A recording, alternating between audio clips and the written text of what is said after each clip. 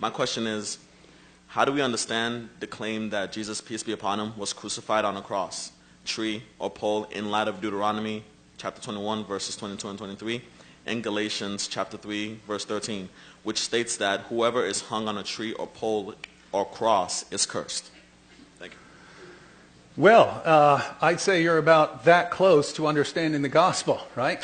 Because we know Jesus is righteous according to both the Bible and the Quran. Muhammad in the Hadith said that Satan touches everyone who comes into the world, but he couldn't touch Jesus or his mother. Everyone else, Muhammad, everyone, Satan could touch him, but not Jesus.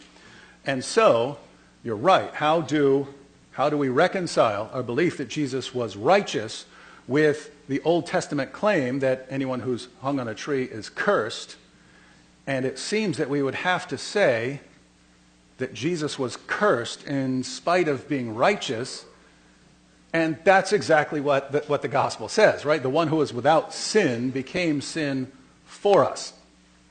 So, yeah, if we left those things out, and you would wonder, oh, was Jesus cursed? Well, Jesus was righteous, and yet he was cursed. And notice he was hung on a tree, according to Shabir as well. So he's under a curse according to both views on the stage tonight. And so if Jesus was under a curse, well, what do we do there? In Christianity, he's under a curse for a reason, right? He's under a curse for a reason because he's becoming a curse for us, right? So that we can be forgiven. As far as other interpretations, I guess he's under a curse because he was hung on a tree, but I don't know. Shabir's about to answer, so he can explain what he would think about Jesus being hung on a tree. I agree that Jesus was righteous, and I don't agree that he was a curse.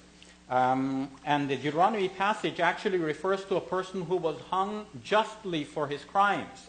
So he's under the curse of God, according to Deuteronomy. Paul misunderstood this, and though Jesus was unjustly hung, Paul said Jesus became a curse, but he's a curse for us. But that is problematic because, as Dr. William Lane Craig asserts, you cannot just simply say that Jesus got up and rose from the dead on his own. God had to raise him from the dead.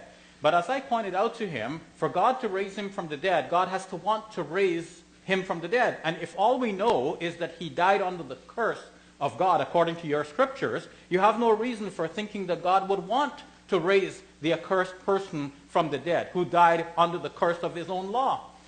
So you have a contradiction here, and it's a major one, and that's another reason for believing that Jesus was not raised from the dead, and it's better to think that he did not die in the first place. Again, thank you guys so much. Appreciate it.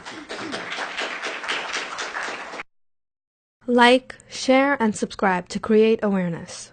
We are also available on Facebook, Google+, Twitter, and Paltalk.